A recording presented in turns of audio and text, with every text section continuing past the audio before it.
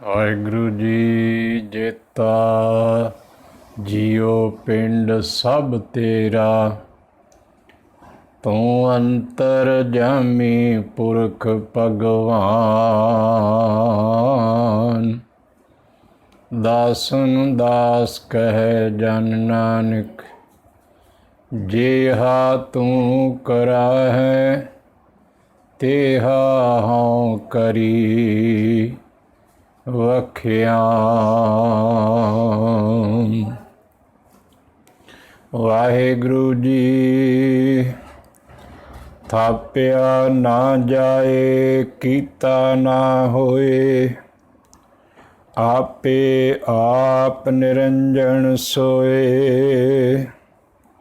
ਜਿਨ ਸੇਵਿਆ ਤਿਨ ਪਾਇਆ ਮਾਨ, ਨਾਨਕ ਗਾਵੀਐ ਗੁਣੀ ਨਿਧਾਨ। ਗਾਵੀਐ ਸੁਣੀਐ ਮਨ ਰਖੀਐ ਭਾਉ, ਦੁਖ ਪਰ ਹਰ ਸੁਖ ਘਰ ਲੈ ਜਾਏ। ਗੁਰਮੁਖ ਨਾਦੰ ਗੁਰਮੁਖ ਵੇਦੰ, ਗੁਰਮੁਖ ਰਹਾ ਸਮਾਈ। ਗੁਰ ਈਸਰ ਗੁਰ ਗੋਰਖ ਬਰਮਾ, ਗੁਰ ਪਾਰਵਤੀ ਮਾਈ। ਜੇ ਹਉ ਜਾਣਾ ਆਖਾ ਨਾਹੀ, ਕਹਿਣਾ ਕਥਨ ਨ ਜਾਈ। ਗੁਰ ਇਕ ਦੇ 부ਝਾਈ, ਸਭਨਾ ਜੀਆਂ ਕਾ ਇਕ ਦਾਤਾ। ਸੋ ਮੈਂ ਵਿਸਰ ਨ ਜਾਈ। ਗੁਰ ਇਕ ਦੇ 부ਝਾਈ, ਸਭਨਾ ਜੀਆਂ ਕਾ ਇਕ ਦਾਤਾ। ਸੋ ਮੈਂ ਵਿਸਰ ਨਾ ਜਾਈ। ਵਾਹਿਗੁਰੂ ਜੀ ਕਾ ਖਾਲਸਾ, ਵਾਹਿਗੁਰੂ ਜੀ ਕੀ ਫਤਿਹ। ਪਰਮ ਸਤਿਕਾਰਯੋਗ ਸਤਿਗੁਰੂ ਜੀ ਦੀ ਸਾਜੀ ਨਵਾਜੀ ਸਾਧ ਸੰਗਤ, ਧੰਨ ਧੰਨ ਸਾਹਿਬ ਸ੍ਰੀ ਗੁਰੂ ਨਾਨਕ ਦੇਵ ਪਾਤਸ਼ਾਹ ਜੀ ਦੀ ਪਾਵਨ ਬਾਣੀ ਜਪਜੀ ਸਾਹਿਬ ਦੀ ਵਿਚਾਰ ਕਰ ਰਹੇ ਹਾਂ। ਅੱਜ ਅਸੀਂ ਇਸ ਬਾਣੀ ਦੀ 5ਵੀਂ ਪੌੜੀ ਦੀ ਵਿਚਾਰ ਕਰਨੀ ਹੈ। ਇਸ ਪੌੜੀ ਦੇ ਅੰਦਰ ਵੀ ਗੁਰੂ ਨਾਨਕ ਪਾਤਸ਼ਾਹ ਜੀ ਨੇ ਉਸ ਇੱਕ ਦੇ ਬਾਰੇ ਸਾਨੂੰ ਸੋਝੀ ਦਿੱਤੀ ਹੈ, ਗਿਆਨ ਦਿੱਤਾ ਹੈ, ਸਮਝ ਦਿੱਤੀ ਹੈ, ਤਾਂ ਕਿ ਅਸੀਂ ਉਸ ਇੱਕ ਨੂੰ ਸਮਝ ਸਕੀਏ, ਉਹਦੇ ਨਿਯਮ ਨੂੰ ਸਮਝ ਸਕੀਏ, ਉਹਦੇ ਹੁਕਮ ਨੂੰ ਜਾਣ ਸਕੀਏ,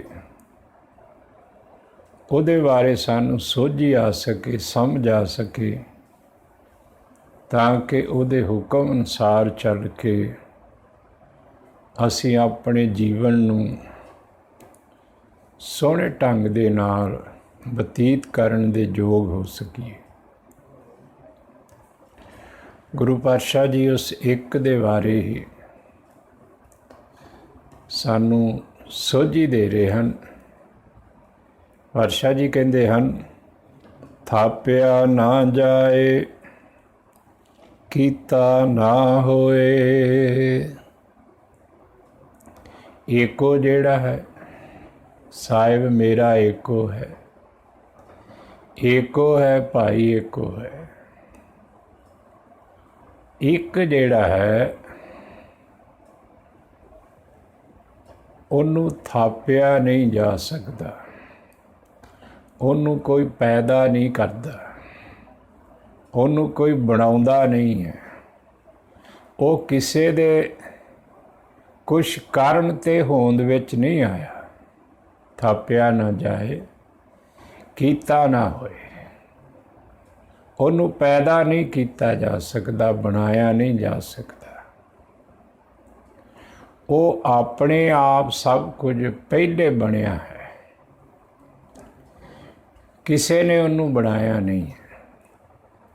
ਸੈਭੰ ਸ਼ਬਦ ਜੋ ਮੂਲ ਮੰਤਰ ਵਿੱਚ ਸਤਿਗੁਰਾਂ ਨੇ ਵਰਤਿਆ ਹੈ, ਉਸੇ ਦੀ ਵਿਆਖਿਆ ਕਰ ਰਹੇ ਹਨ ਸਤਿਗੁਰੂ ਜੀ ਕਿ ਸੈਭੰ ਹੈ, ਆਪਣੇ ਆਪ ਤੋਂ ਪ੍ਰਕਾਸ਼ਮਾਨ ਹੋਇਆ ਹੈ, ਆਪਣੇ ਆਪ ਤੋਂ ਪ੍ਰਗਟ ਹੋਇਆ। ਕਿਸੇ ਨੇ ਉਹਨੂੰ ਬਣਾਇਆ ਨਹੀਂ, ਕਿਸੇ ਨੇ ਥਾਪਿਆ ਨਹੀਂ, ਕਿਸੇ ਨੇ ਪੈਦਾ ਨਹੀਂ ਕੀਤਾ।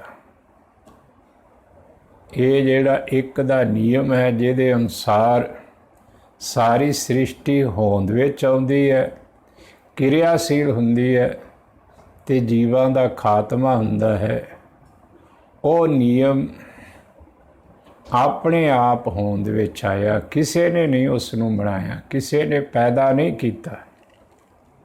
ਥਾਪਿਆ ਨਾ ਜਾਏ, ਉਹਨੂੰ ਕੋਈ ਥਾਪ ਨਹੀਂ ਸਕਦਾ, ਉਹਨੂੰ ਕੋਈ ਪੈਦਾ ਨਹੀਂ ਕਰ ਸਕਦਾ। ਥਾਪਿਆ ਨਾ ਜਾਏ, ਕੀਤਾ ਨਾ ਹੋਏ। ਕਿਸੇ ਦਾ ਪੈਦਾ ਕੀਤਾ ਨਹੀਂ ਹੁੰਦਾ, ਕਿਸੇ ਦਾ ਬਣਾਇਆ ਨਹੀਂ ਬਣਦਾ ਹੈ। ਆਪੇ ਆਪ ਨਿਰੰਜਨ ਸੋਏ, ਉਹ ਨਿਰੰਜਨ ਹੈ। ਇੱਕ ਜਿਹਦੇ ਸਿਸਟਮ ਦੇ ਰਾਹੀਂ ਇਹ ਸਾਰਾ ਕੁਝ ਕਿਰਿਆਸ਼ੀਲ ਹੈ, ਉਹ ਨਿਰੰਜਨ ਹੈ। ਦੁਨੀਆ ਦਾ ਮਨੁੱਖ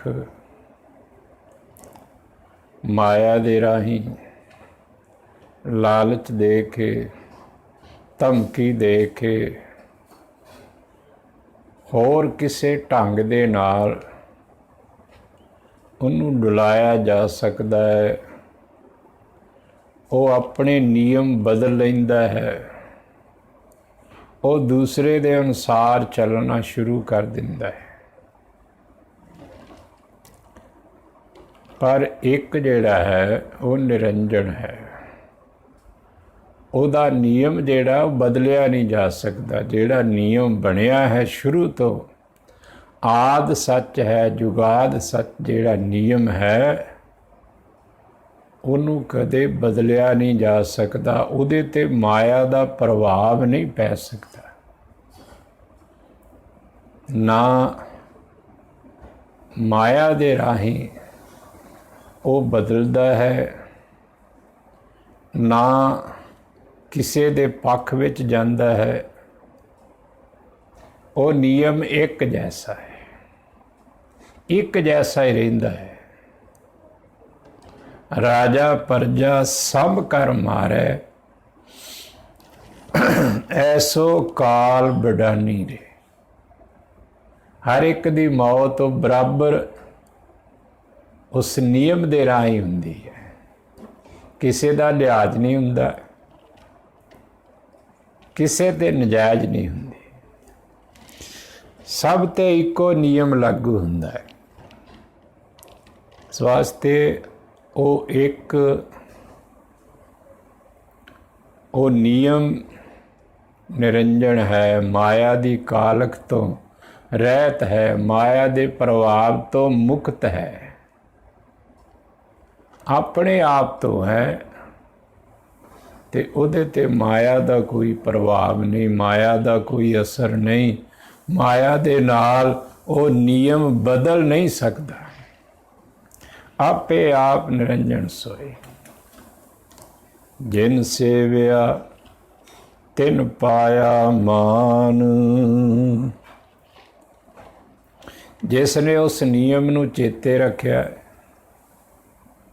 ਇੱਕ ਨੂੰ ਚੇਤੇ ਰੱਖਿਆ, ਉਹਦੇ ਗੁਣਾਂ ਨੂੰ ਚੇਤੇ ਰੱਖਿਆ, ਸੇਵਿਆ,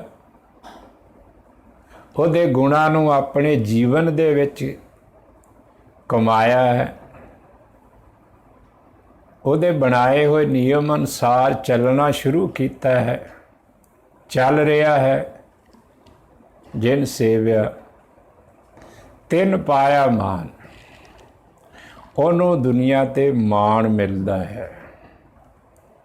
ਸਤਿਕਾਰ ਮਿਲਦਾ ਹੈ, ਦੁਨੀਆ ਉਹਦੀ ਵਡਿਆਈ ਕਰਦੀ ਹੈ, ਸੋਭਾ ਕਰਦੀ ਹੈ, ਉਹਨੂੰ ਮਾਣ ਸਨਮਾਨ ਦਿੰਦੀ ਹੈ।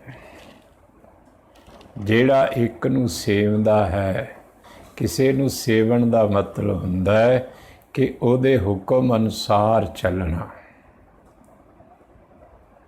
ਉਹਦੀ ਬਣਾਈ ਮਰਜ਼ਾਦਾ ਅਨੁਸਾਰ ਚੱਲਣਾ, ਉਹਦੇ ਕਹੇ ਹੋਏ ਬਚਨਾਂ ਨੂੰ ਮੰਨਣਾ। ਸੇਵਣ ਦਾ ਮਤਲਬ ਇਹ ਹੁੰਦਾ ਆਪਣੇ ਜੀਵਨ 'ਚ ਕਮਾਉਣਾ। ਜਿਸ ਨੇ ਇੱਕ ਦੇ ਨਿਯਮ ਨੂੰ ਆਪਣੇ ਜੀਵਨ 'ਚ ਕਮਾਇਆ ਹੈ, ਢਾਲਿਆ ਹੈ, ਉਹਨੂੰ ਦੁਨੀਆ 'ਤੇ ਮਾਣ ਸਨਮਾਨ ਮਿਲਦਾ ਹੈ। ਇੱਕ ਦਾ ਨਿਯਮ ਸੱਚ 'ਤੇ ਆਧਾਰਿਤ ਹੈ। ਜਿਸ ਨੇ ਸੱਚ ਨੂੰ ਆਪਣੇ ਜੀਵਨ 'ਚ ਲਿਆਂਦਾ ਹੈ, ਜਿਹਦੇ ਜੀਵਨ 'ਚ ਸੱਚਾਈ ਆ ਗਈ ਹੈ, ਸਾਰੀ ਦੁਨੀਆ ਉਹਦਾ ਮਾਣ ਕਰਦੀ ਹੈ, ਸਾਰੀ ਦੁਨੀਆ ਉਹਦਾ ਸਤਿਕਾਰ ਕਰਦੀ ਹੈ। ਜਿਹੜਾ ਆਪਣੇ ਗੁਣਾਂ ਦਾ ਵੀ ਪ੍ਰਗਟਾ ਕਰਦਾ ਹੈ, ਆਪਣੀਆਂ ਕਮਜ਼ੋਰੀਆਂ ਵੀ ਦੱਸਦਾ ਹੈ। ਜੇ ਉਹਦੇ ਕੋਲ ਕੋਈ ਗਲਤੀ ਹੋ ਜਾਂਦੀ ਹੈ ਤਾਂ ਉਹ ਸਭ ਦੇ ਸਾਹਮਣੇ ਮੰਨ ਲੈਂਦਾ ਵੀ ਮੇਰੇ ਕੋਲੋਂ ਗਲਤੀ ਹੋ ਗਈ, ਭੁੱਲ ਹੋ ਗਈ, ਮੁਆਫੀ ਮੰਗ ਲੈਂਦਾ ਹੈ।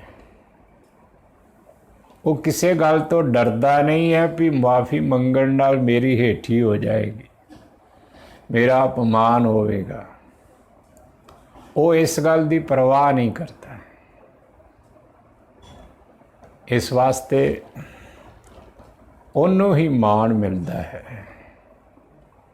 ਜਿਹੜਾ ਆਪਣੇ ਅੰਦਰ ਆਪਣੀਆਂ ਕਮਜ਼ੋਰੀਆਂ ਨੂੰ, ਆਪਣੀਆਂ ਬੁਰਾਈਆਂ ਨੂੰ, ਆਪਣੇ ਕੀਤੇ ਮਾੜੇ ਕੰਮਾਂ ਨੂੰ, ਗਲਤ ਫੈਸਲਿਆਂ ਨੂੰ ਆਪਣੇ ਅੰਦਰ ਲੁਕੋ ਕੇ ਰੱਖਦਾ ਵੀ ਕਿਸੇ ਨੂੰ ਪਤਾ ਨਾ ਲੱਗ ਜਾਏ। ਜੇ ਤੇ ਫੈਸਲਾ ਸਹੀ ਨਿਕਲਿਆ ਫਿਰ ਤੇ ਉਹਦਾ ਕ੍ਰੈਡਿਟ ਲੈਣ ਵਾਸਤੇ ਅੱਗੇ ਹੋ ਜਾਂਦਾ ਹੈ, ਤੇ ਜੇ ਗਲਤ ਨਿਕਲਿਆ ਫਿਰ ਕਿਸੇ ਨੂੰ ਦੱਸਦਾ ਹੀ ਨਹੀਂ, ਫਿਰ ਕਿਸੇ ਹੋਰ ਦੇ ਜ਼ਿੰਮੇ ਲਾ ਦਿੰਦਾ ਹੈ ਵੀ ਫਲਾਣੇ ਕਰਕੇ, ਫਲਾਣੇ ਨੇ ਫੈਸਲਾ ਲਿਆ ਸੀ, ਸਿਰੇ ਨਹੀਂ ਚੜਿਆ। ਲੁਕੋ ਕੇ ਰੱਖਦਾ ਹੈ, ਆਪਣੀਆਂ ਕਮਜ਼ੋਰੀਆਂ ਨੂੰ ਲੁਕੋ ਕੇ ਰੱਖਦਾ ਹੈ। ਸਤਿਗੁਰਾਂ ਨੇ ਬਾਣੀ ਦੇ ਅੰਦਰ ਸਾਨੂੰ ਆਪਣੀਆਂ ਕਮਜ਼ੋਰੀਆਂ ਵੀ ਪ੍ਰਗਟ ਕਰਨ ਦਾ ਉਪਦੇਸ਼ ਕੀਤਾ ਹੈ। ਗੁਰੂ ਤੇਗ ਬਹਾਦਰ ਪਾਤਸ਼ਾਹ ਜੀ ਬਚਨ ਕਰਦੇ ਹੈ, ਮਾਈ ਮਨ ਮੇਰੋ ਵਸ ਨਾਹੀਂ, ਨਿਸਵਾਸਰ ਵਿਖਿਆਨ ਕੋ ਧਾਵਤ ਕਿਹਵਿਦ ਰੋਕੋ ਤਾਹੇ। ਇਹ ਮਾਂ, ਮੇਰਾ ਮਨ ਮੇਰੇ ਵਸ ਵਿੱਚ ਨਹੀਂ ਹੈ, ਸਭ ਦੇ ਸਾਹਮਣੇ ਪ੍ਰਗਟ ਕਰ ਰਹੇ ਹਾਂ। ਨਿਸਵਾਸਰ ਵਿਖਿਆਨ ਕੋ ਧਾਵਤ, ਰਾਤ ਦਿਨ ਵਿਸ਼ੇ ਵਿਕਾਰਾਂ ਦੇ ਪਿੱਛੇ ਦੌੜਦਾ ਰਹਿੰਦਾ ਹੈ, ਬੁਰੇ ਪਾਸੇ ਨੂੰ ਭੱਜਦਾ ਰਹਿੰਦਾ, ਹਰ ਵੇਲੇ ਬੁਰੇ ਪਾਸੇ ਨੂੰ ਭੱਜਦਾ ਹੈ। ਇਹਨੂੰ ਕਿਵੇਂ ਰੋਕਿਆ ਜਾਏ? ਇਹ ਪ੍ਰਗਟਾ ਕੀਤਾ ਹੈ, ਸਭ ਦੇ ਸਾਹਮਣੇ ਪ੍ਰਗਟਾ ਕੀਤਾ ਹੈ, ਸਾਡੀ ਹਾਲਤ ਬਿਆਨ ਕੀਤੀ ਹੈ। ਪਰ ਅਸੀਂ ਆਪਣੀ ਹਾਲਤ ਨੂੰ, ਐਸੀ ਹਾਲਤ ਨੂੰ ਪ੍ਰਗਟ ਨਹੀਂ ਹੋਣ ਦਿੰਦੇ, ਦੂਜਿਆਂ ਨੂੰ ਪਤਾ ਨਹੀਂ ਲੱਗਣ ਦਿੰਦੇ ਕਿ ਮੇਰੇ ਮਨ 'ਚ ਬਹੁਤ ਲਾਲਚ ਹੈ, ਮੇਰੇ ਮਨ 'ਚ ਬੜੀ ਈਰਖਾ ਹੈ, ਮੇਰੇ ਮਨ 'ਚ ਬੜਾ ਸਾੜਾ ਹੈ। ਪ੍ਰਗਟ ਨਹੀਂ ਹੋਣ ਦਿੰਦੇ, ਛੁਪਾ ਕੇ ਰੱਖਦੇ ਆ। ਇਸ ਵਾਸਤੇ ਸਾਡਾ ਮਾਣ ਨਹੀਂ ਹੁੰਦਾ ਹੈ। ਜਿਵੇਂ ਬਾਣੀ 'ਚ ਸਤਿਗੁਰੂ ਜੀ ਬਚਨ ਕਰਦੇ ਹਨ, ਜਿਨ ਮਨ ਹੋਰ ਮੁੱਖ ਹੋਰ ਸੇ ਕਾਂਡੇ ਕੱਚੇ ਆ, ਕੱਚੇ ਹੋ ਜਾਂਦੇ ਆ। ਕੱਚਿਆਂ ਦਾ ਕੋਈ ਮਾਣ ਸਤਿਕਾਰ ਨਹੀਂ ਕਰਦਾ। ਜਿਹੜਾ ਆਦਮੀ ਆਪਣੇ ਵਾਅਦੇ ਤੇ ਪੂਰਾ ਨਹੀਂ ਉਤਰਦਾ, ਆਪਣਾ ਵਾਅਦਾ ਨਹੀਂ ਨਿਭਾਉਂਦਾ, ਬਚਨ ਪੂਰਾ ਨਹੀਂ ਕਰਦਾ, ਕਿਹਾ ਹੋਇਆ ਬਚਨ ਜਿਹੜਾ ਹੈ ਉਹਦੇ ਤੇ ਪੂਰਾ ਨਹੀਂ ਉਤਰਦਾ, ਕੋਈ ਨਹੀਂ ਉਹਦਾ ਮਾਣ ਸਤਿਕਾਰ ਕਰਦਾ। ਉਹਨਾਂ ਦਾ ਹੀ ਮਾਣ ਸਤਿਕਾਰ ਹੁੰਦਾ ਹੈ ਜਿਹੜੇ ਸੂਰਬੀਰ ਬਚਨ ਕੇ ਬਲੀ, ਕੌਲਾ ਬਪਰੀ ਸੰਤੀ ਛਲੀ। ਉਹ ਆਪਣੇ ਬਚਨ ਤੇ ਪਹਿਰਾ ਦਿੰਦੇ ਹਨ, ਭਾਵੇਂ ਉਹਨਾਂ ਦਾ ਨੁਕਸਾਨ ਹੋਵੇ ਭਾਵੇਂ ਫਾਇਦਾ ਹੋਵੇ। ਉਹਨਾਂ ਦੀ ਹੀ ਦੁਨੀਆ ਸੋਭਾ ਕਰਦੀ ਹੈ, ਉਹਨਾਂ ਦੀ ਵਡਿਆਈ ਹੁੰਦੀ ਹੈ। ਜਿਨ ਸੇਵਿਆ ਤਿਨ ਪਾਇਆ ਮਾਨ। ਉਹਨਾਂ ਨੇ ਮਾਣ ਪ੍ਰਾਪਤ ਕੀਤਾ ਹੈ ਜਿਨ੍ਹਾਂ ਇੱਕ ਨੂੰ ਸੇਵਿਆ ਹੈ, ਇੱਕ ਦੇ ਹੁਕਮ ਦੇ ਵਿੱਚ ਚੱਲਣਾ ਸ਼ੁਰੂ ਕੀਤਾ ਹੈ। ਨਾਨਕ ਗਾਵੀਐ ਗੁਣੀ ਨਿਧਾਨ। ਗੁਰੂ ਨਾਨਕ ਪਾਤਸ਼ਾਹ ਜੀ ਕਹਿੰਦੇ ਹਨ, ਉਸ ਗੁਣਾਂ ਦੇ ਖਜ਼ਾਨੇ ਨੂੰ ਸਾਨੂੰ ਗਾਉਣਾ ਚਾਹੀਦਾ ਹੈ, ਗਾਇਨ ਕਰਨਾ ਚਾਹੀਦਾ ਹੈ। ਇੱਕ ਗੁਣਾਂ ਦੇ ਖਜ਼ਾਨੇ ਅਕਾਲ ਪੁਰਖ ਨੂੰ ਗਾਉਣਾ ਚਾਹੀਦਾ ਹੈ,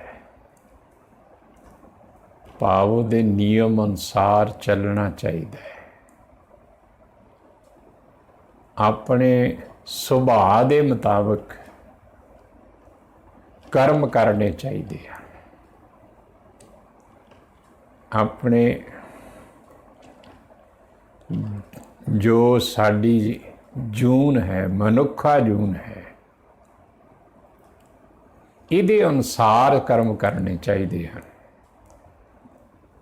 ਇਨਸਾਨੀਅਤ ਨੂੰ ਆਪਣੇ ਜੀਵਨ 'ਚ ਬਰਕਰਾਰ ਰੱਖਣਾ ਚਾਹੀਦਾ ਹੈ। ਇਹੀ ਇੱਕ ਨੂੰ ਗਾਉਣਾ ਹੈ, ਇੱਕ ਦੇ ਨਿਯਮ ਅਨੁਸਾਰ ਚੱਲਣਾ, ਆਪਣੇ ਸੁਭਾਅ ਨੂੰ ਕਾਇਮ ਰੱਖਣਾ, ਇਹੀ ਉਸ ਨੂੰ ਗਾਉਣਾ ਹੈ। ਜਿਵੇਂ ਗੁਰੂ ਨਾਨਕ ਪਾਤਸ਼ਾਹ ਜੀ ਦੇ ਬਚਨ ਵੀ ਉਹ ਸਾਰਿਆਂ ਦਾ ਗਾਉਣਾ ਦੱਸਦੇ ਹਨ ਵੀ ਗਾਵਣ ਤੁਧਨੋ ਪਵਨ ਪਾਣੀ ਬੈ ਸੰਤਰ, ਗਾਵੇ ਰਾਜਾ ਧਰਮ ਦੁਆਰੇ। ਵੀ ਸਾਰੇ ਆਪਣੇ ਸੁਭਾਅ ਦੇ ਮੁਤਾਬਕ ਗਾ ਰਹੇ ਹਨ, ਭਾਵ ਕਿਰਿਆਸ਼ੀਲ ਹਨ, ਆਪਣੇ ਸੁਭਾਅ ਦੇ ਮੁਤਾਬਕ ਕਰਮ ਕਰਦੇ ਹਨ।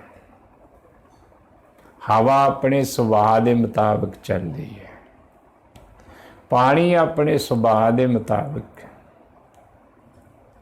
ਅੱਗ ਆਪਣੇ ਸੁਭਾਅ ਦੇ ਮੁਤਾਬਕ, ਜਿਹੜਾ ਉਹਦੇ ਨੇੜੇ ਜਾਂਦਾ ਉਹਨੂੰ ਸਾੜ ਦਿੰਦੀ ਹੈ, ਉਹਦਾ ਸੁਭਾਅ ਹੈ, ਤਾਂ ਹੀ ਉਹਨੂੰ ਅੱਗ ਕਿਹਾ ਜਾਂਦਾ ਹੈ। ਉਹ ਆਪਣੇ ਸੁਭਾਅ ਦਾ ਪ੍ਰਗਟਾ ਕਰਦੀ ਹੈ, ਤਾਂ ਹੀ ਅੱਗ ਹੈ। ਇਹੀ ਉਹਦਾ ਗਾਉਣਾ ਹੈ। ਇਸੇ ਤਰ੍ਹਾਂ ਸਾਡਾ ਗਾਉਣਾ ਵੀ ਇਹੀ ਹੈ ਕਿ ਅਸੀਂ ਆਪਣੇ ਸੁਭਾਅ ਦੇ ਮੁਤਾਬਕ, ਇਨਸਾਨੀਅਤ ਦੇ ਅਨੁਸਾਰ ਆਪਣੇ ਜੀਵਨ ਦੇ ਵਿੱਚ ਕਿਰਿਆਸ਼ੀਲ ਹੋਈਏ। ਤੇ ਪਾਤਸ਼ਾਹ ਜੀ ਕਹਿੰਦੇ ਹਨ, ਨਾਨਕ ਗਾਵੀਐ ਗੁਣੀ ਨਿਧਾਨ। ਉਹ ਗੁਣਾਂ ਦਾ ਖਜ਼ਾਨਾ ਹੈ, ਇੱਕ ਜਿਹਦਾ ਨਿਯਮ ਸਾਰੇ ਵਰਤਦਾ ਹੈ, ਉਹ ਗੁਣਾਂ ਦਾ ਖਜ਼ਾਨਾ ਹੈ। ਉਹ ਨਿਰਭਉ ਹੈ, ਨਿਰਵੈਰ ਹੈ, ਦਿਆਲੂ ਹੈ, ਕਿਰਪਾਲੂ ਹੈ। ਉਹਦੇ 'ਚ ਗੁਣ ਹਨ, ਗੁਣਾਂ ਦਾ ਖਜ਼ਾਨਾ ਹੈ। ਨਾਨਕ ਗਾਵੀਐ ਗੁਣੀ ਨਿਧਾਨ। ਇੱਕ ਅਕਾਲ ਪੁਰਖ ਵਾਹਿਗੁਰੂ ਗੁਣਾਂ ਦਾ ਖਜ਼ਾਨਾ ਹੈ। ਗਾਵੀਐ ਸੁਣੀਐ ਮਨ ਰੱਖੀਐ ਭਾਉ। ਗੁਰੂ ਨਾਨਕ ਪਾਤਸ਼ਾਹ ਜੀ ਕਹਿੰਦੇ, ਜਿਹੜਾ ਵੀ ਉਸ ਇੱਕ ਦੇ ਗੁਣ ਗਾਉਂਦਾ ਹੈ, ਇੱਕ ਦੀਆਂ ਵਡਿਆਈਆਂ ਕਰਦਾ ਹੈ, ਇੱਕ ਦੇ ਨਿਯਮ ਅਨੁਸਾਰ ਆਪਣਾ ਜੀਵਨ ਜਿਉਂਦਾ ਹੈ, ਗਾਉਂਦਾ ਹੈ, ਗਾ ਵੀ ਹੈ, ਸੁਣੀਏ, ਉਹਦੇ ਬਾਰੇ ਸੁਣਦਾ ਹੈ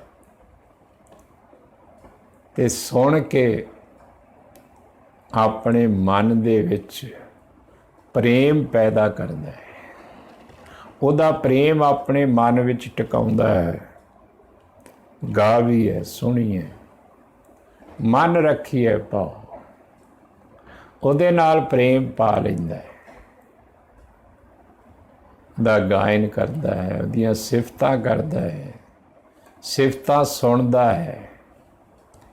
ਉਹਦੇ ਬਾਰੇ ਜੋ ਗਿਆਨ ਪ੍ਰਗਟ ਕੀਤਾ ਗੁਰੂ ਸਾਹਿਬਾਂ ਨੇ, ਜਾਂ ਹੋਰ ਦੁਨੀਆ 'ਤੇ ਜੋ ਗਿਆਨ ਪ੍ਰਗਟ ਹੁੰਦਾ ਹੈ, ਉਹਨੂੰ ਉਹ ਸੁਣਦਾ ਹੈ, ਸਮਝਦਾ ਹੈ, ਗਾਇਨ ਕਰਦਾ ਹੈ। ਗਾਵੀਏ ਸੁਣੀਏ, ਮਨ ਰੱਖੀਏ ਪਾਓ। ਮਨ ਦੇ ਵਿੱਚ ਪ੍ਰੇਮ ਪੈਦਾ ਹੋ ਜਾਂਦਾ। ਇੱਕ ਜਿਹੜਾ ਹੈ ਬਹੁਤ ਚੰਗਾ ਹੈ, ਉਹਦੇ ਨਿਯਮ ਅਨੁਸਾਰ ਚੱਲਣਾ ਮੇਰੇ ਫਾਇਦੇ ਵਾਸਤੇ ਹੈ। ਇਹਦਾ ਮੈਨੂੰ ਲਾਭ ਹੀ ਲਾਭ ਹੋਣਾ ਹੈ, ਨੁਕਸਾਨ ਕੋਈ ਨਹੀਂ ਹੋਣਾ। ਇੱਕ ਦੇ ਨਿਯਮ ਅਨੁਸਾਰ ਚੱਲਣ ਦੇ ਨਾਲ ਕੋਈ ਨੁਕਸਾਨ ਨਹੀਂ ਹੋਣਾ, ਫਾਇਦਾ ਹੀ ਫਾਇਦਾ ਹੋਣਾ, ਸੁੱਖ ਹੀ ਸੁੱਖ ਮਿਲਣਾ ਹੈ, ਜੀਵਨ ਮਿਲਣਾ, ਇਹਦੇ ਨਾਲ ਜ਼ਿੰਦਗੀ ਮਿਲਣੀ ਹੈ। ਇਸ ਵਾਸਤੇ ਉਹਦੇ ਨਾਲ ਪ੍ਰੇਮ ਬਣ ਜਾਂਦਾ। ਫਿਰ ਇੱਕ ਦੇ ਨਿਯਮ ਅਨੁਸਾਰ ਚੱਲਦਾ, ਉਹਦੇ ਤੋਂ ਇੱਧਰ ਉੱਧਰ ਨਹੀਂ ਹੁੰਦਾ। ਹਮੇਸ਼ਾ ਉਹਦੇ ਨਿਯਮ ਅਨੁਸਾਰ ਚੱਲ ਕੇ ਪ੍ਰਸੰਨ ਰਹਿੰਦਾ, ਖੁਸ਼ ਰਹਿੰਦਾ, ਚੜ੍ਹਦੀ ਕਲਾ 'ਚ ਰਹਿੰਦਾ, ਮੌਜ ਵਿੱਚ ਰਹਿੰਦਾ ਹੈ। ਤੇ ਪਾਤਸ਼ਾਹ ਜੀ ਕਹਿੰਦੇ ਜਿਹੜਾ ਉਸ ਦਾ ਗਾਇਨ ਕਰਦੇ ਹਨ, ਸਿਫਤਾਂ ਕਰਦੇ ਹਨ ਤੇ ਸਿਫਤਾਂ ਸੁਣਦੇ ਹਨ, ਉਹਨਾਂ ਦੇ ਮਨ ਵਿੱਚ ਇੱਕ ਨਾਲ ਪ੍ਰੇਮ ਬਣ ਜਾਂਦਾ ਹੈ, ਇੱਕ ਨਾਲ ਲਗਾਓ ਬਣ ਜਾਂਦਾ ਹੈ, ਸਾਂਝ ਬਣ ਜਾਂਦੀ ਹੈ। ਗਾਵੀਏ ਸੁਣੀਏ, ਮਨ ਰੱਖੀਏ ਪਾਓ। ਦੁੱਖ ਪਰ ਹਰ ਸੁੱਖ ਘਰ ਲੈ ਜਾਏ। ਉਹ ਮਨੁੱਖ ਦੁੱਖ ਜਿਹੜੇ ਹੈ ਆਪਣੇ ਜੀਵਨ 'ਚੋਂ ਦੂਰ ਕਰ ਲੈਂਦਾ ਹੈ ਤੇ ਸੁੱਖ ਆਪਣੇ ਘਰ ਲੈ ਜਾਂਦਾ ਹੈ। ਸੁੱਖ ਉਹਦੇ ਹਿਰਦੇ ਵਿੱਚ ਪ੍ਰਗਟ ਹੋ ਜਾਂਦਾ, ਉਹਦੇ ਹਿਰਦੇ ਵਿੱਚ ਸੁੱਖ ਆ ਜਾਂਦਾ ਹੈ, ਦੁੱਖ ਸਾਰੇ ਨਿਕਲ ਜਾਂਦੇ। ਹੁਣ ਉਹ ਦੁੱਖਾਂ ਦੀ ਪਰਵਾਹ ਹੀ ਨਹੀਂ ਕਰਦਾ, ਉਹ ਦੁੱਖਾਂ ਨੂੰ ਵੀ ਉਹਦੀ ਦਾਤ ਸਮਝਦਾ ਹੈ, ਦੁੱਖਾਂ ਨੂੰ ਵੀ ਚੰਗਾ ਸਮਝਦਾ ਹੈ, ਫਾਇਦੇ ਵਾਸਤੇ ਸਮਝਦਾ ਹੈ। ਕੇਤਿਆਂ ਦੁੱਖ ਭੂਖ ਸਦ ਮਾਰ, ਇਹ ਪੇ ਦਾਤ ਤੇਰੀ ਦਾਤਾ। ਦੁੱਖ ਦਾਰੂ ਸੁਖ ਰੋਗ ਪਿਆ, ਜਾਂ ਸੁਖ ਤਾਮ ਨਾ ਹੋਏ। ਹੁਣ ਦੁੱਖ ਆਉਣ ਤੇ ਦੁਖੀ ਨਹੀਂ ਹੁੰਦਾ, ਚੜ੍ਹਦੀ ਕਲਾ 'ਚ ਰਹਿੰਦਾ। ਦੁੱਖ ਨੂੰ ਵੀ ਉਹਦੀ ਦਾਤ ਸਮਝਦਾ, ਦੁੱਖ ਨੂੰ ਦਵਾਈ ਸਮਝਦਾ ਹੈ। ਇਸ ਵਾਸਤੇ ਦੁਖੀ ਨਹੀਂ ਹੁੰਦਾ, ਘਬਰਾਉਂਦਾ ਨਹੀਂ, ਪਰੇਸ਼ਾਨ ਨਹੀਂ ਹੁੰਦਾ, ਟੈਨਸ਼ਨ ਵਿੱਚ ਨਹੀਂ ਹੁੰਦਾ। ਦੁੱਖ ਪਰ ਹਰ, ਦੁੱਖ ਉਹਦੇ ਜੀਵਨ 'ਚੋਂ ਦੂਰ ਹੋ ਜਾਂਦੇ, ਦੁਖੀ ਹੋਣਾ ਛੱਡ ਦਿੰਦਾ ਹੈ। ਜੋ ਨਰ ਦੁੱਖ ਮੈਂ ਦੁੱਖ ਨਹੀਂ ਮਾਨੈ, ਸੁਖ ਸਨੇਹ ਅਰ ਭੈ ਨਹੀਂ ਜਾਂਕੈ, ਕੰਚਨ ਮਾਟੀ ਮਾਨੈ। ਦੁੱਖ ਦੇ ਸਮੇਂ ਦੁਖੀ ਨਹੀਂ ਹੁੰਦਾ, ਪਰਵਾਹ ਹੀ ਨਹੀਂ ਕਰਦਾ ਦੁੱਖ। ਸੁੱਖ ਦੇ ਨਾਲ ਸਨੇਹ ਨਹੀਂ ਰੱਖਦਾ, ਐਸ਼ੋ ਇਸ਼ਰਤ ਦਾ ਜੀਵਨ ਉਹਦੇ ਨਾਲ ਸਨੇਹ ਨਹੀਂ ਰੱਖਦਾ। ਮਿਹਨਤ ਕਰਦਾ ਹੈ, ਕਮਾਈ ਕਰਦਾ ਹੈ, ਵਰਜਿਸ਼ ਕਰਦਾ ਹੈ, ਦਿਮਾਗ ਦੀ ਖੁੱਲ੍ਹ ਕੇ ਵਰਤੋਂ ਕਰਦਾ ਹੈ, ਤੰਦਰੁਸਤ ਰਹਿੰਦਾ, ਸੁਖੀ ਰਹਿੰਦਾ ਹੈ, ਮੌਜ ਵਿੱਚ ਰਹਿੰਦਾ, ਆਨੰਦ ਵਿੱਚ ਰਹਿੰਦਾ ਹੈ। ਪਾਤਸ਼ਾਹ ਜੀ ਕਹਿੰਦੇ ਦੁੱਖ ਪਰ ਹਰ ਸੁੱਖ ਘਰ ਲੈ ਜਾਏ। ਦੁੱਖ ਉਹਦੇ ਜੀਵਨ 'ਚੋਂ ਦੂਰ ਹੋ ਜਾਂਦੇ ਹਨ, ਦੁੱਖ ਉਹਨੂੰ ਦੁਖੀ ਨਹੀਂ ਕਰ ਸਕਦੇ ਤੇ ਸੁੱਖ ਉਹਦੇ ਅੰਦਰ ਪ੍ਰਵੇਸ਼ ਕਰ ਜਾਂਦੇ। ਹਮੇਸ਼ਾ ਸੁਖੀ ਰਹਿੰਦਾ ਹੈ, ਆਨੰਦ 'ਚ ਰਹਿੰਦਾ, ਮੌਜ ਵਿੱਚ ਰਹਿੰਦਾ, ਚੜ੍ਹਦੀ ਕਲਾ 'ਚ ਰਹਿੰਦਾ। ਦੁੱਖ ਪਰ ਹਰ ਸੁੱਖ ਘਰ ਲੈ ਜਾਏ। ਗੁਰਮੁਖ ਨਾਦੰ ਗੁਰਮੁਖ ਵੇਦੰ, ਗੁਰਮੁਖ ਰਹਾ ਸਮਾਈ। ਗੁਰਮੁਖ ਦਾ ਮਤਲਬ ਜਿਹਦਾ ਮੂੰਹ ਗੁਰੂ ਵੱਲ ਹੈ, ਜਿਹਦਾ ਗੁਰੂ ਤੋਂ ਗਿਆਨ ਲੈ ਕੇ ਆਪਣੇ ਜੀਵਨ ਦੇ ਵਿੱਚ ਵਿਚਰਦਾ ਹੈ। ਗੁਰੂ ਤੋਂ ਗਿਆਨ ਲੈ ਕੇ, ਹਰ ਜਗ੍ਹਾ ਤੋਂ ਗਿਆਨ ਲੈ ਕੇ, ਹਰ ਚੀਜ਼ ਤੋਂ ਗਿਆਨ ਲੈ ਕੇ, ਸਮਝ ਲੈ ਕੇ, ਗੁਣ ਲੈ ਕੇ, ਜਿਵੇਂ ਗੁਰੂ ਤੇਗ ਬਹਾਦਰ ਪਾਤਸ਼ਾਹ ਜੀ ਸ਼ਲੋਕਾਂ ਦੇ ਵਿੱਚ ਬਚਨ ਕਰਦੇ। ਪਹਿਲੇ ਪਾਤਸ਼ਾਹ ਜੀ ਨੇ ਇਹ ਬਚਨ ਕਹਿ ਦਿੱਤੇ, ਏਕ ਭਗਤ ਭਗਵਾਨ ਜਿਹ ਪ੍ਰਾਨੀ ਕੈ ਨਾਹਿ ਮਨ, ਜੈਸੇ ਸੂਕਰ ਸੁਆਨ ਨਾਨਕ ਮਾਨੋ ਤਾਹੇ ਤਨ। ਇੱਕ ਦੀ ਭਗਤੀ, ਇੱਕ ਦੀ ਬੰਦਗੀ ਜਿਹਦੇ ਹਿਰਦੇ ਵਿੱਚ ਨਹੀਂ ਹੈ, ਜਿਹਦੇ ਜੀਵਨ ਵਿੱਚ ਨਹੀਂ ਹੈ, ਉਹਦਾ ਜੀਵਨ ਕੁੱਤੇ ਦੀ ਤਰ੍ਹਾਂ ਹੈ, ਸੂਰ ਦੀ ਤਰ੍ਹਾਂ ਹੈ, ਸੂਰ ਵਰਗਾ ਹੈ, ਕੁੱਤੇ ਵਰਗਾ ਹੈ ਉਹਦਾ ਜੀਵਨ। ਪਰ ਅਗਲੇ ਸ਼ਲੋਕ ਦੇ ਵਿੱਚ ਸਤਿਗੁਰੂ ਜੀ ਸਾਨੂੰ ਸਿੱਖਿਆ ਦਿੰਦੇ ਹੈ ਕਿ ਕੁੱਤੇ ਵਿੱਚ ਵੀ ਗੁਣ ਹੁੰਦਾ ਹੈ। ਉਹ ਗੁਣ ਅਸੀਂ ਲੈ ਸਕਦੇ ਹਾਂ ਕੁੱਤੇ ਤੋਂ, ਲੈਣਾ ਚਾਹੀਦਾ ਸਾਨੂੰ। ਉਹ ਗੁਣ ਕੀ ਹੈ? ਸੁਆਮੀ ਕੋ ਗ੍ਰਹਿ ਜੋ ਸਦਾ, ਸਵਾਨ ਤਜਤ ਨਹੀਂ ਨਿਤ। ਨਾਨਕ ਇਹ ਵਿਦ ਹਰ ਭਜੋ, ਇੱਕ ਮਨ ਹੋਏ ਇੱਕ ਚਿੱਤ। ਕੁੱਤਾ ਆਪਣੇ ਮਾਲਕ ਦਾ ਦਰ ਨਹੀਂ ਛੱਡਦਾ, ਭਾਵੇਂ ਮਾਲਕ ਉਹਨੂੰ ਮਾਰੇ, ਕੁੱਟੇ, ਝਿੜਕੇ, ਦੂਰ ਛੱਡ ਆਏ, ਫਿਰ ਵੀ ਉਹ ਮਾਲਕ ਦੇ ਘਰ ਆ ਜਾਏ। ਬਹੁਤ ਵਫਾਦਾਰ ਹੈ। ਤੇ ਇਹ ਵਫਾਦਾਰੀ ਦਾ ਗੁਣ ਸਾਨੂੰ ਕੁੱਤੇ ਤੋਲੋਂ ਲੈ ਲੈਣਾ ਚਾਹੀਦਾ ਹੈ। ਸਾਨੂੰ ਵੀ ਇੱਕ ਦੇ ਵਫਾਦਾਰ ਹੋਣਾ ਚਾਹੀਦਾ ਹੈ, ਇੱਕ ਅਕਾਲ ਪੁਰਖ ਦੇ ਵਫਾਦਾਰ ਹੋਣਾ ਚਾਹੀਦਾ। ਉਹਦਾ ਦਰ ਕਦੇ ਨਹੀਂ ਛੱਡਣਾ ਚਾਹੀਦਾ, ਉਹਦਾ ਘਰ ਕਦੇ ਨਹੀਂ ਛੱਡਣਾ ਚਾਹੀਦਾ, ਕਦੇ ਨਹੀਂ ਛੱਡਣਾ ਚਾਹੀਦਾ। ਤਾਂ ਸਤਿਗੁਰਾਂ ਨੇ ਹਰ ਚੀਜ਼ ਤੋਂ ਗਿਆਨ ਲੈਣ ਵਾਸਤੇ ਸਾਨੂੰ ਬਾਣੀ ਦੇ ਰਾਹੀਂ ਇੱਕ ਸਾਨੂੰ ਨਜ਼ਰੀਆ ਦਿੱਤਾ ਹੈ ਭਈ ਜੋ ਵੀ ਕਿਸੇ ਦੇ ਵਿੱਚ ਗੁਣ ਹੈ ਉਹ ਗੁਣ ਲੈ ਲੈਣਾ ਚਾਹੀਦਾ।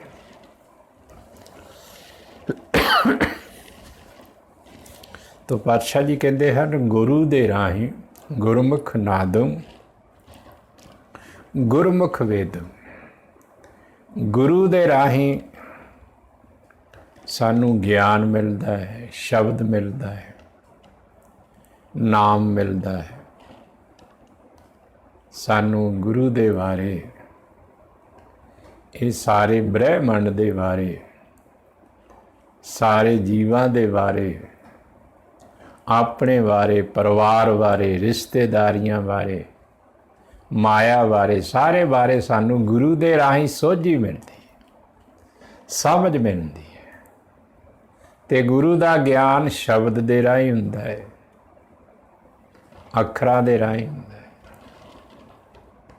ਇਸ ਵਾਸਤੇ ਪਾਤਸ਼ਾਹ ਜੀ ਕਹਿੰਦੇ, ਗੁਰੂ ਦੇ ਰਾਹੀਂ ਨਾਦ, ਗੁਰਮੁਖ ਨਾਦਮ, ਆਵਾਜ਼, ਸ਼ਬਦ, ਨਾਮ। ਗੁਰੂ ਦੇ ਰਾਹੀਂ ਨਾਮ ਮਿਲਦਾ ਹੈ, ਸ਼ਬਦ ਮਿਲਦਾ ਹੈ, ਗੁਰਮੁਖ ਵੇਦਮ, ਵੇਦਾਰਥ ਗਿਆਨ। ਗੁਰੂ ਦੇ ਰਾਹੀਂ ਗਿਆਨ ਮਿਲਦਾ ਹੈ। ਜਦੋਂ ਗੁਰੂ ਵੱਲ ਮੁੱਖ ਕਰਦੇ ਹਾਂ, ਭਾਵ ਗੁਰੂ ਦੇ ਉਪਦੇਸ਼ ਨੂੰ ਜਦੋਂ ਸਾਹਮਣੇ ਰੱਖਦੇ ਹਾਂ, ਵਿਚਾਰਦੇ ਹਾਂ, ਸਮਝਦੇ ਹਾਂ, ਸਾਨੂੰ ਗਿਆਨ ਮਿਲਦਾ ਹੈ, ਸੋਝੀ ਮਿਲਦੀ, ਸਮਝ ਮਿਲਦੀ, ਕਿਹੜਾ ਕੰਮ ਕਿਵੇਂ ਕਰਨਾ ਹੈ ਸਮਝ ਆਉਂਦੀ, ਪਤਾ ਲੱਗਦਾ ਹੈ। ਗੁਰਮੁਖ ਨਾਦੰ ਗੁਰਮੁਖ ਵੇਦੰ ਗੁਰਮੁਖ ਰਿਹਾ ਸਮਾਏ। ਗੁਰਮੁਖ ਗੁਰੂ ਦਾ ਗਿਆਨ ਹਰ ਜਗ੍ਹਾ 'ਤੇ ਸਮਾਇਆ ਹੋਇਆ ਹੈ। ਗੁਰੂ ਦਾ ਗਿਆਨ ਹਰ ਜਗ੍ਹਾ 'ਤੇ ਸਮਾਇਆ, ਹਰ ਜਗ੍ਹਾ 'ਤੇ ਮੌਜੂਦ ਹੈ। ਜਿੱਥੇ ਵੀ ਅਸੀਂ ਉੱਥੋਂ ਹੀ ਗਿਆਨ ਲੈ ਸਕਦੇ ਹਾਂ, ਹਰ ਜਗ੍ਹਾ ਤੋਂ ਗਿਆਨ ਲੈ ਸਕਦੇ ਹਾਂ। ਹਰ ਜਗ੍ਹਾ 'ਤੇ ਸਮਾਇਆ ਹੋਇਆ ਹੈ, ਜਰੇ ਜਰੇ ਵਿੱਚ ਮੌਜੂਦ ਹੈ। ਇੱਕ ਅਕਾਲ ਪੁਰਖ ਵਾਹਿਗੁਰੂ ਜਿਵੇਂ ਹਰ ਜਗ੍ਹਾ 'ਤੇ ਮੌਜੂਦ ਹੈ, ਇਸੇ ਤਰ੍ਹਾਂ ਗੁਰੂ ਦਾ ਗਿਆਨ ਹਰ ਜਗ੍ਹਾ 'ਤੇ ਮੌਜੂਦ ਹੈ, ਹਰ ਜਗ੍ਹਾ 'ਤੇ ਸਮਾਇਆ ਹੋਇਆ। ਜਦੋਂ ਪਾਤਸ਼ਾਹ ਜੀ ਬਚਨ ਕਰਦੇ ਹਨ, ਗੁਰ ਮੇਰੇ ਸੰਗ ਸਦਾ ਹੈ ਨਾਲੇ, ਹਰ ਵੇਲੇ ਮੇਰੇ ਸੰਗ ਹੈ। ਗੁਰੂ ਦਾ ਗਿਆਨ ਹਰ ਵੇਲੇ ਮੇਰੇ ਪਾਸ ਹੈ, ਹਰ ਵੇਲੇ ਮੇਰੇ ਦਿਮਾਗ ਵਿੱਚ ਹੈ, ਮੇਰੀ ਸੋਚ ਵਿੱਚ ਹੈ, ਸਮਝ ਵਿੱਚ ਹੈ, ਸੁਰਤ ਵਿੱਚ ਹੈ। ਹਰ ਵੇਲੇ ਗੁਰ ਮੇਰੇ ਸੰਗ ਸਦਾ ਹੈ ਨਾਲੇ। ਗੁਰ ਈਸਰ ਗੁਰ ਗੋਰਖ ਬਰਮਾ ਗੁਰ ਪਾਰਬਤੀ ਮਾਈ। ਗੁਰੂ ਨਾਨਕ ਪਾਤਸ਼ਾਹ ਜੀ ਕਹਿੰਦੇ ਹਨ, ਗੁਰੂ ਹੀ ਸਾਡੇ ਵਾਸਤੇ ਈਸਰ ਹੈ, ਗੁਰੂ ਹੀ ਸਾਡੇ ਵਾਸਤੇ ਗੋਰਖ ਹੈ, ਬ੍ਰਹਮਾ ਹੈ, ਤੇ ਗੁਰੂ ਹੀ ਪਾਰਵਤੀ ਮਾਈ ਹੈ। ਭਾਵ ਸਾਡੇ ਵਾਸਤੇ ਗੁਰੂ ਹੀ ਸਭ ਕੁਛ ਹੈ। ਅਸੀਂ ਕਿਸੇ ਦੇਵੀ ਦੇਵਤੇ ਨੂੰ ਨਹੀਂ ਮੰਨਦੇ, ਅਸੀਂ ਗੁਰੂ ਦਾ ਗਿਆਨ ਹੀ ਲੈ ਕੇ ਆਪਣੇ ਜੀਵਨ 'ਚ ਵਿਚਰਦੇ ਹਾਂ। ਗੁਰੂ ਹੀ ਸਾਡੇ ਵਾਸਤੇ ਸਭ ਕੁਛ ਹੈ। ਗੁਰੂ ਦਾ ਗਿਆਨ ਹੀ ਸਾਡੇ ਜੀਵਨ ਦਾ ਆਧਾਰ ਹੈ, ਆਸਰਾ ਹੈ। ਗੁਰੂ ਦੇ ਗਿਆਨ ਦੇ ਰਾਹੀਂ ਅਸੀਂ ਆਪਣੇ ਜੀਵਨ ਨੂੰ ਸੋਹਣਾ ਬਣਾਉਂਦੇ ਹਾਂ, ਸੋਹਣੇ ਢੰਗ ਨਾਲ ਜੀਵਨ ਬਤੀਤ ਕਰਦੇ ਹਾਂ, ਤੇ ਇਸ ਦੁਨੀਆ ਤੋਂ ਲਾਭ ਖੱਟ ਕੇ ਜਾਂਦੇ ਹਾਂ। ਗੁਰਮੁਖ ਜਨਮ ਸਵਾਰ ਦਰਗਹਿ ਚੱਲਿਆ, ਸੱਚੀ ਦਰਗਹਿ ਜਾਏ ਸੱਚਾ ਪਿੜ ਮਿਲੇ। ਜੀਵਨ ਨੂੰ ਸਵਾਰ ਕੇ ਜਾਂਦਾ, ਸੋਹਣਾ ਬਣਾ ਕੇ ਜਾਂਦਾ, ਲਾਭ ਖੱਟ ਕੇ ਜਾਂਦਾ ਹੈ। ਗੁਰਮੁਖ ਲਾਹਾ ਲੈ ਗਏ, ਮਨਮੁਖ ਚੱਲੇ ਮੂਲ ਗਵਾਏ ਜੀ। ਮਨਮੁਖ ਸਾਰਾ ਕੁਝ ਗਵਾ ਕੇ ਬੈਠ ਜਾਂਦਾ ਹੈ। ਸਾਰੇ ਗੁਣ, ਇਹ ਸਾਰੇ ਸਵਾਸ ਅਜਾਈ ਗਵਾ ਕੇ ਚਲਿਆ ਜਾਂਦਾ ਇਸ ਦੁਨੀਆ ਤੋਂ। ਗੁਣ ਸਾਰੇ ਉਹਦੇ ਚੋਰੀ ਹੋ ਜਾਂਦੇ ਆ। ਗੁਣ ਜੀਵਨ 'ਚ ਕੋਈ ਰਹਿੰਦਾ ਨਹੀਂ। ਇਸ ਵਾਸਤੇ ਦੁਨੀਆ ਤੋਂ ਖਾਲੀ ਹੱਥ ਜਾਂਦਾ ਹੈ। ਜਿਵੇਂ ਗੁਰੂ ਨਾਨਕ ਪਾਤਸ਼ਾਹ ਜੀ ਕਹਿੰਦੇ ਨਾ, ਗੁਣਾ ਗਵਾਈ ਗੰਠੜੀ ਆਪ ਗੁਣ ਚੱਲੀ ਮਨ। ਗੁਣਾਂ ਦੀ ਗੰਢ ਗਵਾ ਦਿੱਤੀ, ਗੁਣ ਸਾਰੇ ਗਵਾ ਦਿੱਤੇ। ਜੀਵਨ 'ਚ ਗੁਣ ਕੋਈ ਨਹੀਂ ਰਿਹਾ, ਸੰਤੋਖ ਨਹੀਂ ਰਿਹਾ, ਦਇਆ ਨਹੀਂ ਰਹੀ, ਧੀਰਜ ਨਹੀਂ ਰਿਹਾ, ਹੌਸਲਾ ਨਹੀਂ ਰਿਹਾ, ਹਿੰਮਤ ਨਹੀਂ ਰਹੀ। ਸਾਰੇ ਸ਼ੁਭ ਗੁਣ ਚੋਰੀ ਹੋ ਗਏ। ਹੁਣ ਲਾਲਚ ਫਸਿਆ ਹੈ, ਈਰਖਾ ਨਫ਼ਰਤ ਨਾਲ ਭਰਿਆ ਹੈ, ਕ੍ਰੋਧ ਨਾਲ ਭਰਿਆ ਰਹਿੰਦਾ ਹੈ, ਕਾਮ ਵਾਸ਼ਨਾ ਨਾਲ ਹਰ ਵੇਲੇ ਗਲਤਾਨ ਰਹਿੰਦਾ ਹੈ। ਔਗਣ ਸਾਰੇ ਇਕੱਠੇ ਕਰੀ ਜਾ ਰਿਹਾ ਹੈ, ਗੁਣ ਸਾਰੇ ਚੋਰੀ ਹੋ ਗਏ, ਖਾਲੀ ਜਾ ਰਿਹਾ, ਨੁਕਸਾਨ ਕਰਾ ਕੇ ਜਾ ਰਿਹਾ ਹੈ। ਪਾਤਸ਼ਾਹ ਜੀ ਕਹਿੰਦੇ ਹਨ, ਮੇਰੇ ਵਾਸਤੇ ਤੇ ਸਾਰਾ ਕੁਝ ਮੇਰਾ ਗੁਰੂ ਹੀ ਹੈ।